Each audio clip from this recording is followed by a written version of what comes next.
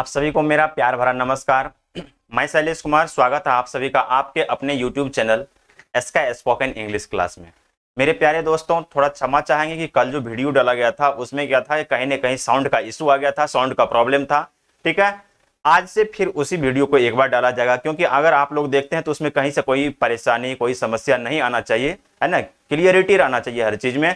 उसमें थोड़ा साउंड का इशू आ गया था, इसलिए फिर से डाला जा रहा है उसे। ठीक है, तो आज जो आप लोगों को पढ़ना है, मे और माइट के बारे में पढ़ना है। ठीक है, इस वीडियो लेक्चर को शुरू से अंतिम तक देखिए, बढ़िया से बने रहिए। आपको इंग्लिश पढ़ने, बोलने, लिखने में काफी आसानी होगा, बशर्ते कि शुरू से अंतिम तक बने रहिए। ठीक है, चलिए शुरू करते हैं। मे क्या है? यह एक मॉडल वर्ब है। ठीक है, can, could, shall, should, may, might सब मॉडल वर्ब है। आज आप लोगों को मे और माइट के बारे में पढ़ना है। मॉडल वर्ब मे है। मे के बाद आने वाला वर्ब जो क्या होता है, फर्स्ट फॉर्म में यूज किया जाता है। ठीक है,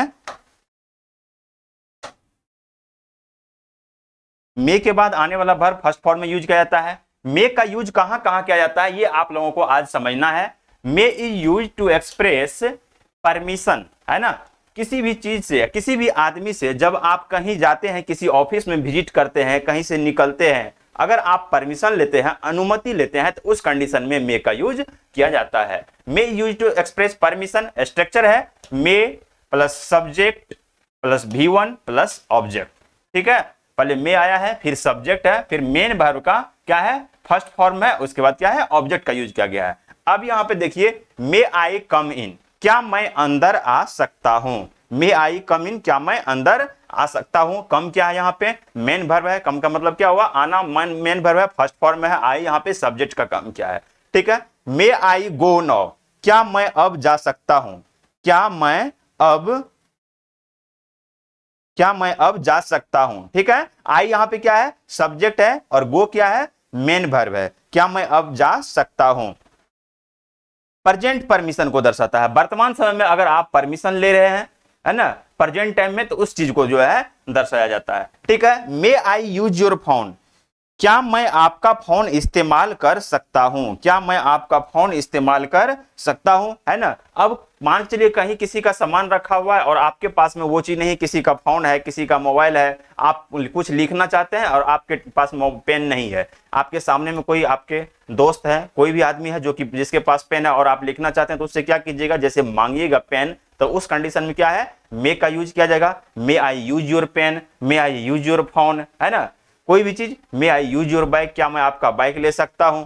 ठीक है, तो इसको आप ध्यान से देखिए, सब कुछ आसान हो जाएगा। उसके बाद है नेक्स्ट यूज जो है, may is use to express permission, पढ़ लिए हैं। ठीक है, may is use to express possibility. ठीक है, पॉसिबिलिटी का मतलब क्या हुआ, संभावना। संभावना को दर्शाया जाता है। मे का यूज संभावना को भी दर्शाने के लिए किया जाता है। जब आप कभी बोलते हैं क्या कि आज बारिश हो सकती है, वह परीक्षा पास कर सकता है। ठीक है ना, संभावना को दर्शाने के लिए यूज किया जाता है किसका, मे का use. May use to express possibility.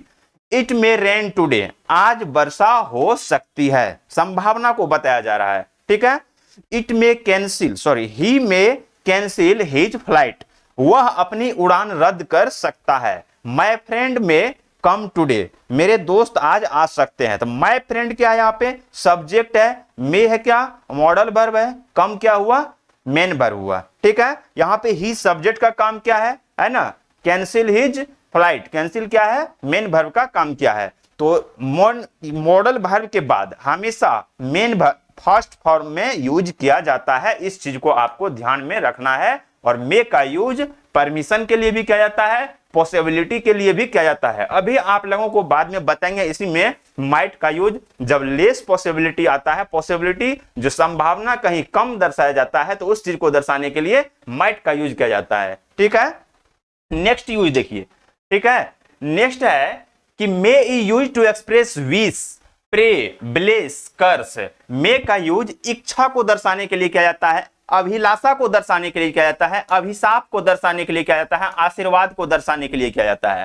ठीक है, जब कभी आप कभी किसी बर्थडे पार्टी में जाते हैं या किसी भी आदमी के लिए कुछ कामना करते हैं, कुछ इच्छा व्यक्त करते हैं, अपना आशीर्वाद देते हैं, या किसी को आप गुस्सा के कुछ बोलते हैं कि भगवान करे तुम मर जाओ, तुम बर्बाद हो जाए, है ना, भगवान करे तुमको कीड़े पड़े, इस सब टाइप का सेंटेंस आप बोलते होंगे, उसके लिए इस स्ट्रक्चर को फॉलो करना पड़ेगा और मे के इस यूज को समझिए।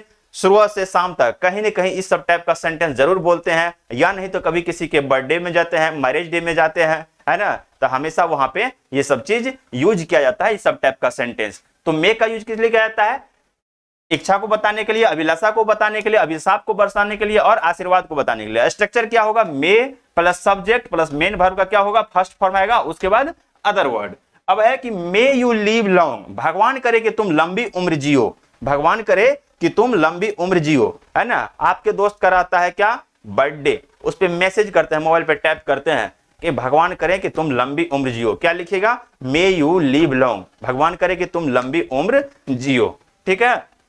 मे गॉड ब्लेस यू, भगवान आप पर कृपा करें, भगवान आप पर कृपा करें। मे यू डाई सुन, भगवान करे कि तुम,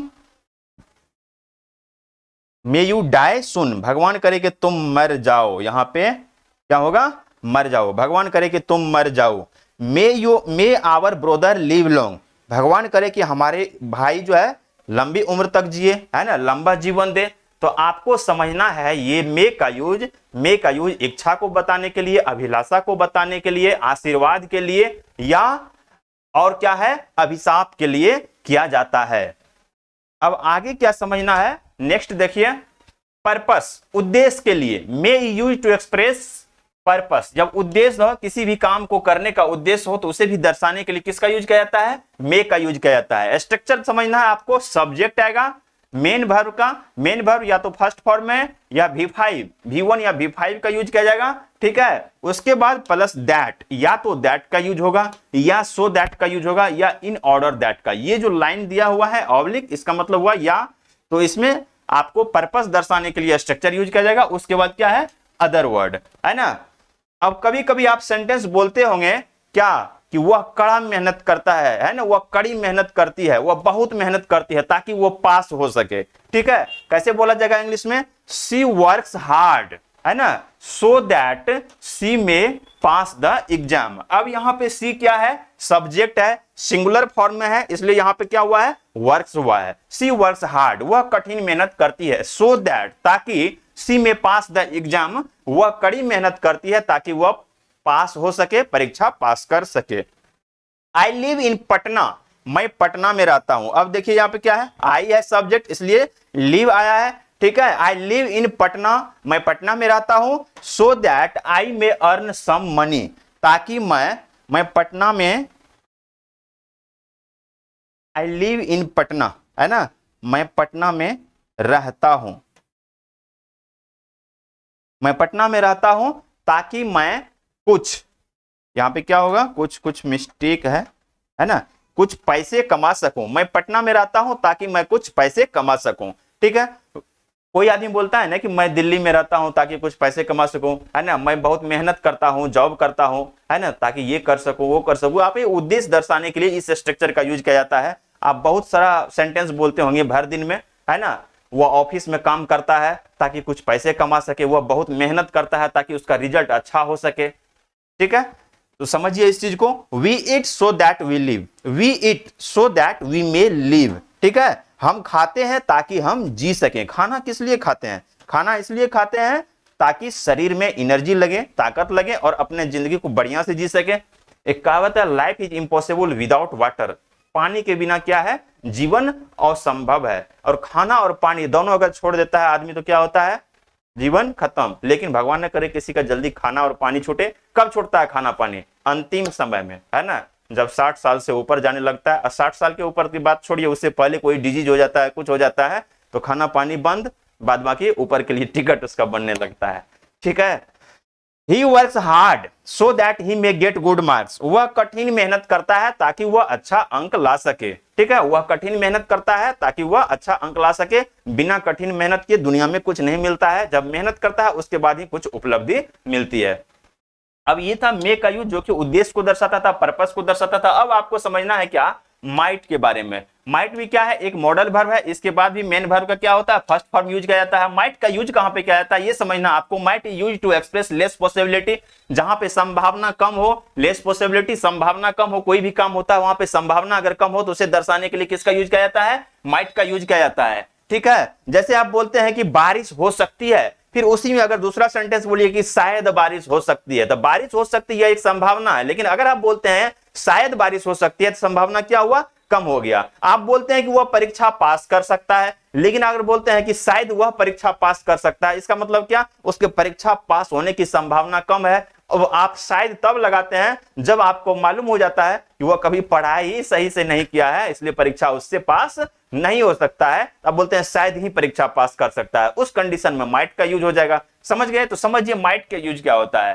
ठीक है, माइट भी मॉडल वर्ब है, इसके बाद मेन वर्ब का फर्स्ट फॉर्म आता है। स्ट्रक्चर क्या होगा, सब्जेक्ट होगा, might plus V1 plus object. अब देखिए, इट माइट रेन टुडे, शायद आज वर्षा हो सकती है ना, शायद आज वर्षा हो सकती है। वर्षा क्या है यहाँ पे, रेन क्या है, एक नेचुरल फेनोमेना है। नेचुरल फेनोमेना का मतलब हुआ प्राकृतिक घटना, और प्राकृतिक घटना को दर्शाने के लिए किसका यूज किया जाता है, इट का यूज किया जाता है। इट माइट रेन टुडे, शायद आज वर्षा हो सकती है। He might get late today, शायद उसे आज देर हो सकती है। He might get late today, शायद उसे आज देर हो सकती है। क्या है, उसे देर हो सकती है। अगर बोलते हैं उसे देर हो सकती है, लेकिन क्या लगा हो उससे पहले, शायद लगा हुआ है, पॉसिबिलिटी को जो है लेस हो गया, वहां पे कम पॉसिबिलिटी है, इसलिए क्या है, माइट का यूज किया गया। नेक्स्ट है sentence, Reena might love you, Reena might love you, Reena शायद तुमसे या तुम्हें प्यार करती है। रीना शायद तुम्हें प्यार करती है ना, ये पॉसिबिलिटी नहीं है कि प्यार आपसे दिल से करती है, शायद प्यार करती है। तो बताया जाए कि रीना तुमसे शायद प्यार करती है, तो वहां पे क्या है, माइट का यूज किया गया है, क्योंकि संभावना कम है ना, पूरे दिल से प्यार नहीं हो रहा है वहां पे। ठीक है, he might pass this exam, शायद वह यह परीक्षा पास कर सकता है। यहां पे देखिए, ही क्या है, सब्जेक्ट है, माइट है मेन वर्ब है ना, सॉरी माइट मॉडल वर्ब हो गया आपका। ठीक है, पास दिस एग्जाम, शायद वह यह परीक्षा पास कर सकती है।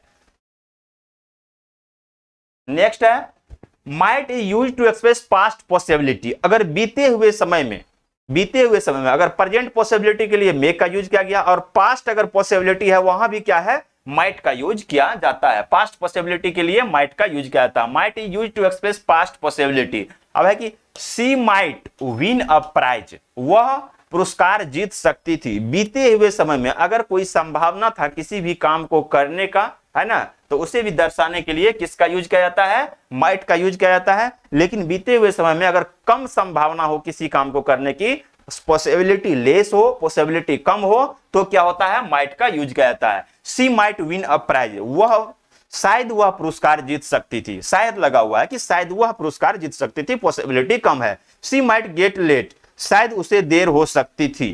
ठीक है, नेक्स्ट है कंडीशनल सेंटेंस। स्ट्रक्चर देखिए, if plus subject plus V2 है ना, फिर अदर वर्ड। नेक्स्ट है कि subject plus might plus V1 plus other word. एक स्ट्रक्चर और है, दोनों में है क्या, फिर इफ आया है, फिर सब्जेक्ट है plus had plus V3 plus other word, फिर यहां पे क्या हो जाएगा, उसके बाद यहाँ पे सब्जेक्ट, फिर यहां से सब्जेक्ट होगा। ठीक है, ये अलग है, और यहां से सब्जेक्ट होगा, फिर माइट हैव, और माइट हैव जो आया है इसलिए पास्ट के बारे में बताया जाएगा। फिर मेन वर्ब का माइट हैव जो आया है, तो मेन वर्ब का क्या होगा, यहाँ पे थर्ड फॉर्म यूज होगा, उसके बाद अदर वर्ड। अब आइए सेंटेंस को देखिए, if you work hard, if you work, work क्या हुआ है, यहाँ पे वर्ब है, और यहाँ पे क्या है, पहला वाला स्ट्रक्चर फॉलो किया गया है, वर्ब टू लगाया गया है, वर्ब का सेकंड फॉर्म लगाया गया है, तो वर्क नहीं वर्कड होगा। If you work hard you might get success, अगर आप कठिन परिश्रम करते तो शायद आपको सफलता मिल जाती।